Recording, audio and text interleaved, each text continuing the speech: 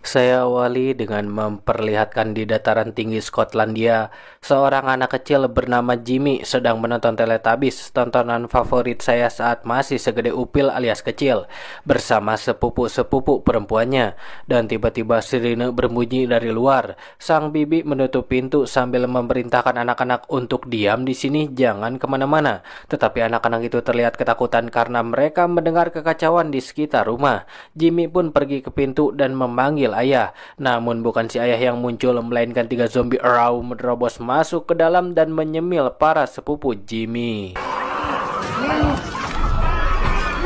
Sementara Jimmy berhasil selamat karena nyempil di lowong panto, lalu melarikan diri dan melihat sang mamah dimakan di ruangan dapur. Jimmy segera berlari ke atas sambil melihat anggota keluarganya terinfeksi dan utah bukan oseng kangkung, melainkan darah, dan perlahan berubah menjadi zombie. Untungnya Jimmy berhasil keluar dari rumah. Di sana terdapat banyak sekali zombie, dari yang berambut sampai yang botak, gembrot, semuanya ada. Jadi Jimmy bergegas ke gereja mencari ayahnya untuk meminta bantuan.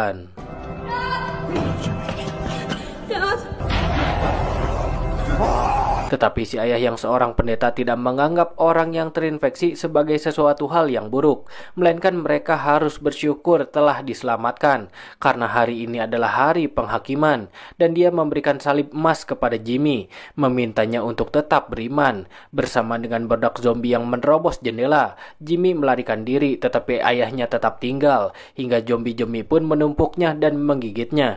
Yang tentu si ayah jadi zombie raw-rawan dong, sementara Jimmy berhasil melarikan diri.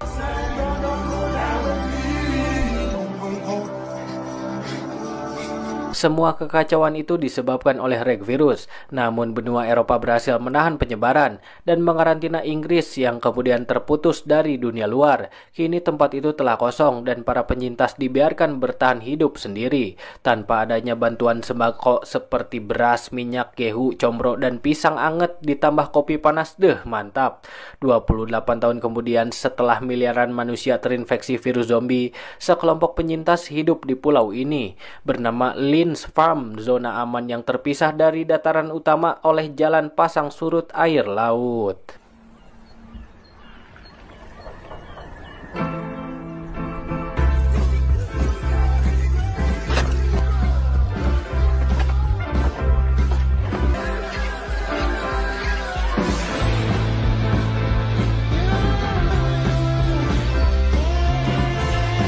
Hari ini seorang anak bernama Spike akan belajar cara membunuh zombie untuk pertama kalinya dan digurui oleh ayahnya bernama Jaime. Dan ketika mereka sedang memangsa sarapannya, ibu dari Spike bernama Ayla mengerang kesakitan dan mereka bergegas untuk memeriksanya. Ayla panik saat mendengar Spike akan berlatih berburu zombie. Adu heboh terjadi, tetapi setelah dinang-ning, ning-nang, Ayla tenang kembali. Namun di sana Ayla terus mengalami kebingungan dan hilang ingatan. Jadi ujuk-ujuk error tidak mengerti apa yang terjadi. It's alright. Eat a bit when you feel like it. Ketika Spike ke bawah, dia bertemu dengan Sam yang lantas memberinya busur baru. Dan saat mereka akan keluar kota, semua orang menyemangatinya. Semangat ya, berjuang ya, kalau mau beol koreh-koreh tanah dulu ya Spike, dan mendoakan keberuntungannya. Tetapi tidak dengan si om ini, karena sedang fokus mandi gujubar-gujubur. Yang mana ketika sampai di gerbang kota, Jenny si pemimpin kelompok mengingatkan aturan bahwa setiap orang yang keluar boleh kembali. Tetapi jika ada yang tidak kembali, tak seorang pun yang akan mencarinya, karena misi penyelamatan telah mengorbankan banyak sekali manusia. Yes, Jenny. 7, 6, 11, 5, 9 and 20 miles a day. It's the only way to the mainland. But we can only get here in low tide. We're about 4 hours before high tide. Can't have that, can we? Come on then. Setelah menyeberangi jalan pasang surut, mereka menuju dataran utama. Jamie berbagi banyak cerita dari masa lalu, dan Spike sulit untuk percaya bahwa orang-orang zaman dulu tinggal jauh dari laut. Mereka pun segera menyeberangi jembatan menuju ke hutan, sambil selalu waspada terhadap ancaman. Tiba-tiba zombie raw melukan gak lucu, yang pada akhirnya mereka menemukan zombie obesitas yang merangkak dengan burung di punggungnya. right in the neck. Okay, Dad.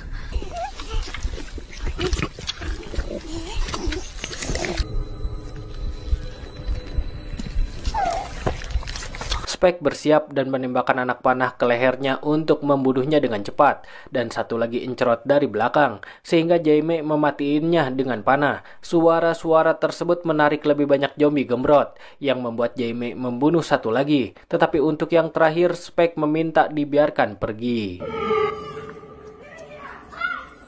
Now come on, we got to move. The screaming would have alerted other infected in the area. Mereka melanjutkan perjalanan dan melihat koloni rusa yang lari-larian. Akhirnya mereka menemukan rumah kosong di mana seorang terinfeksi tergantung terbalik dengan karung goni menutupi kepalanya dan terdapat tulisan di badannya. Jaime menduga bahwa seseorang menangkapnya saat masih menjadi manusia dan meninggalkannya sebagai umpan, dan kini dia telah menjadi zombie. Jaime memerintahkan Spike untuk membunuhnya, tetapi zombie itu meronta-ronta hingga Spike agak entut-entutan untuk melesatkan panahnya. Zombie itu berhasil membebaskan diri, membuat Spike yang kaget tidak sengaja menembak kepalanya. Good lad. Ketika mereka susur pipalan lagi, mereka menemukan rusa yang tubuhnya telah ditambulin sebagian alias dimakan tanpa nasi oleh zombie. Spike juga menemukan kepala rusa serta rorongkongnya tergantung di pohon. Dan untuk pertama kalinya Jaime ketakutan, karena hanya zombie alpha lah yang bisa melakukan itu. Dia menyuruh Spike bergerak cepat tanpa suara. Namun ketika mereka sampai di padang terbuka yang tentu pasti nggak ada tukang nasi padangnya, mereka menemukan kawanan zombie dipimpin alpha yang memerintahkan untuk mengejar kedua ayah dan anak itu yang segera lari kembali ke hutan. Let's go! I'll take this first. Di posisi edan gila seperti itu, Jaime menyempatkan untuk melatih Spike mengajarinya menembak sambil bergerak dan menargetkan bagian vital, kepala atau ke jantung. Burung beonya juga boleh. Mereka kembali ke rumah kosong, menembaki zombie yang mengejar sambil mencari tempat untuk ngumpet. Mereka menemukan pintu loteng lalu naik ke atas menutupnya sebelum zombie melihat mereka.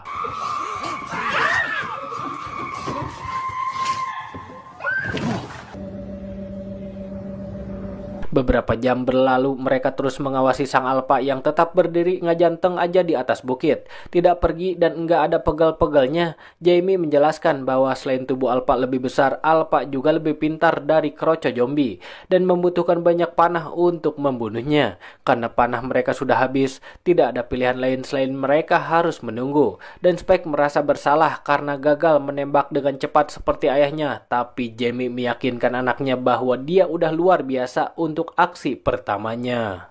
Spike, you did well. We're gonna miss the low tide. Di tengah malam mereka melihat cahaya di laut, dan Jaime menjelaskan bahwa itu patroli karantina. Di sisi lain mereka juga melihat api di tengah hutan. Spike penasaran itu apaan ya, tetapi Jaime segera mengalihkan topik. Itu mah paling anak pramuka yang ngecamp sambil tutup mata kalian. Bayangkan orang tua kalian di rumah. Ketika Spike tertidur, dia bermimpi buruk tentang ibunya yang tenggelam, dan tiba-tiba rumah terguncang. Jaime membangunkannya karena atap rumah pasti runtuh. Mereka berlari dan lolos sebelum tertimpa genteng. Menyadari suara itu akan menarik perhatian bedak zombie beserta kokolotnya, mereka berlari pulang secepat mungkin.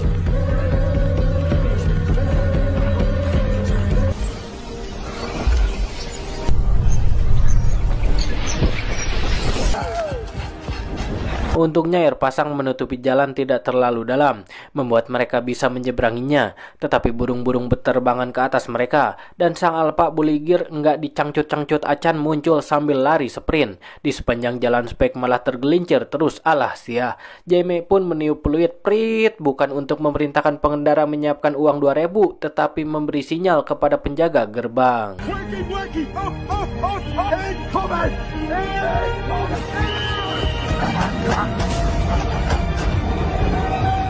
Penjaga menembakkan panah ke arah Alpa membuat saya yang menontonnya merasa kasihan kepada si Alpa bugil yang burung beonya gundal gandil, dan panah berikutnya dibakar sebelum akhirnya ditembakkan, membuat zombie Alpa jatuh dan Jamie berhasil menyeret Spike masuk ke gerbang setelah Jenny memastikan bahwa mereka tidak terinfeksi. Look in his eyes! He's clean!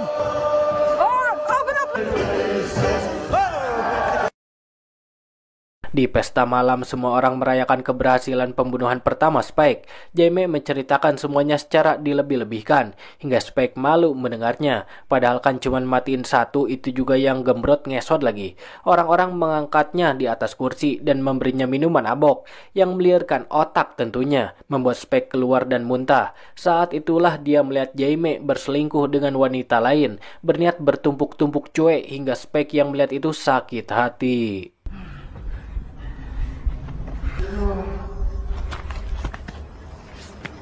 Dia pulang ke rumah dan di sana terdapat Sam yang menjaga Ayla sedang tertidur. Dan setelah menceritakan petualangannya, Spike bertanya pada Sam tentang api yang dilihatnya. Sam menegaskan itu pasti dari Dr. Kelson, tetapi dia enggan menjelaskannya lebih lanjut sama seperti Jaime. Fire. If your dad doesn't want to talk about it, I don't think I should.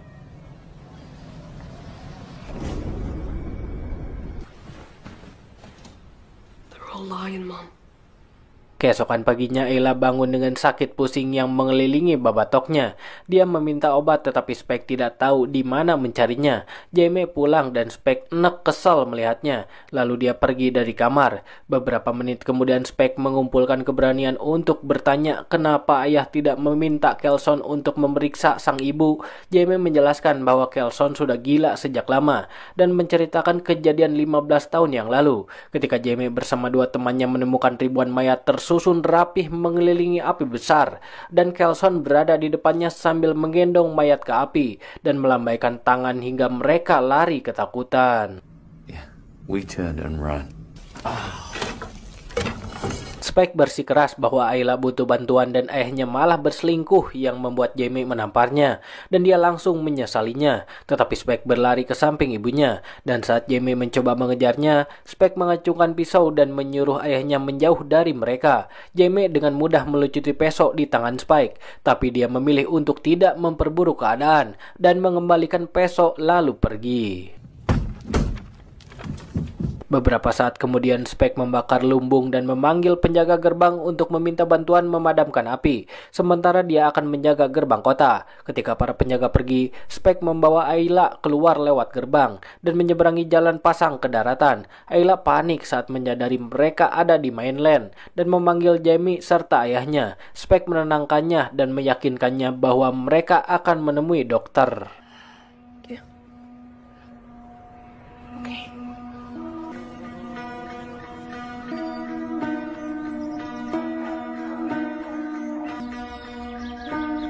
Setelah seharian berjalan, mereka memutuskan untuk bermalam di bangunan. Dan di sana dia bercerita bahwa Spike mirip dengan ayahnya alias kakeknya si Spike. Dan saat percakapan berlanjut, Ayla mulai memanggil Spike dengan sebutan ayah. Spike menyuruh ibunya itu bobo sementara dia berjaga. Namun sayangnya dia malah kerek alias bobo juga. Seekor zombie gembrot masuk dan makhluk itu memakan tali sepatu Spike disangka cacing merenan. Dilepehin weh lagi karena pahit. Dan ketika akan menggigit wajah Spike, seseorang menariknya. Spike terbangun dan mengira itu mimpi, tetapi ada tubuh zombie di dekatnya. Ayla juga tidak tahu apa yang terjadi, dan kilas balik muncul menunjukkan Ayla lah yang telah membunuh zombie itu. Sementara itu sekelompok tentara dikejar zombie. Mereka menembaki sebanyak mungkin zombie, tapi karena terlalu banyak sebagian dari mereka digegel zombie. Hanya 3 yang berhasil lolos, dan mereka memasuki terowongan dan menutupi gerbang menembaki makhluk yang mendekat. Namun seekor alpa menyerang dan merobek kepala seseorang tentara, dan menggunakan terorongkongnya untuk memukul tentara lain. Tapi yang ketiga berhasil lolos.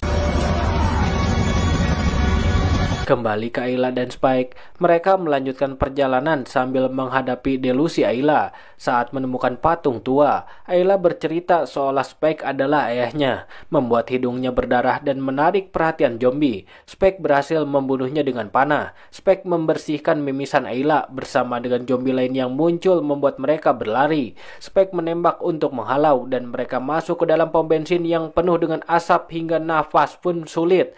Mereka dikejar ke ujung ruangan. Namun tiba-tiba atap terbuka dan tentara bernama Eric menyuruh mereka untuk menunduk dan dia pun menembak menyebabkan ledakan duar membakar semua barudak zombie.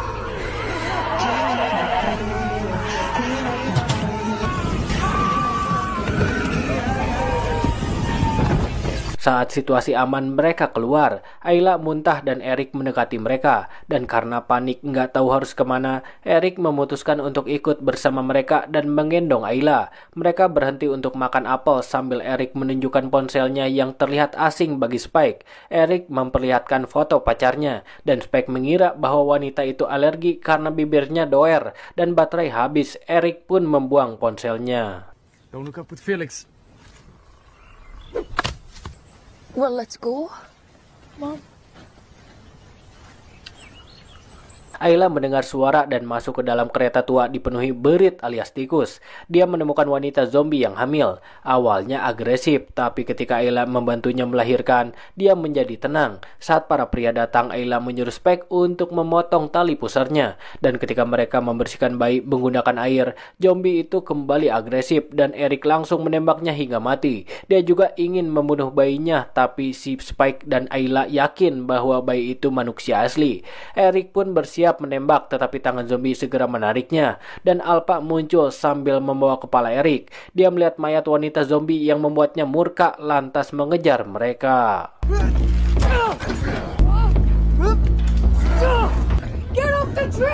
Mereka berhasil turun dari kereta dan Alpha ikut mengejar. Namun Dr. Kelson datang dan menidurkan Alpha yang burung beonya gondal-gandil dengan obat bius. Dia memperkenalkan dirinya dan memberitahu mereka tubuhnya dilapisi iodium untuk mencegah zombie. Dr. Kelson lalu mengajak mereka ke kuil tulang tempat peringatan orang mati.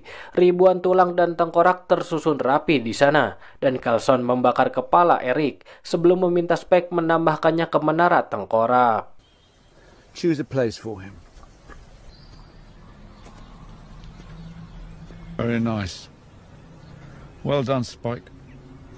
Setelah mendengar cerita si bayi, Kelson menyimpulkan bahwa plasentanya melindunginya. Dan ketika selesai memeriksa Ayla, Kelson memberitahu bahwa Ayla mengidap kanker stadium akhir. Ayla menangis dan Spike sedih sambil bingung karena nggak tahu lagi harus ngapain. Kelson mengajarkan konsep memento mori dan memento amoris. Semua orang pasti mati dan mati yang terbaik adalah yang damai. Ayla menyerahkan bayi kepada Spike, lalu mengikuti Kelson ke hutan yang akan mengakhiri hidupnya. Spike mengenang momen-momen bahagia bersama ibunya, hingga Kelson kembali sambil membawa tengkorak Ayla yang sudah bersih, dan Spike menaruhnya di puncak menara yang dihadapkan ke matahari terbit. Love you, Mom.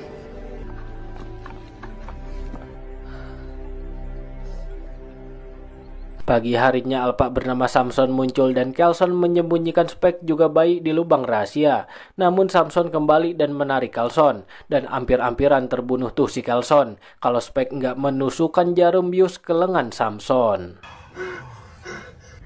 I think it's time for you and the baby to go home.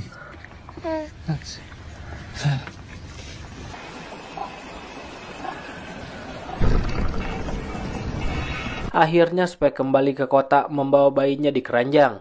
Spike menamainya Ayla dan meninggalkannya di gerbang dengan surat untuk Jaime. Si ayah membaca surat itu dan tahu Spike ingin surpi pale sesoranganen. Dan surat itu juga menunjukkan bahwa Kelson Eling nggak gila dan bayi itu tidak terinfeksi. Jaime berlari untuk mencarinya, tetapi air pasang terlalu tinggi.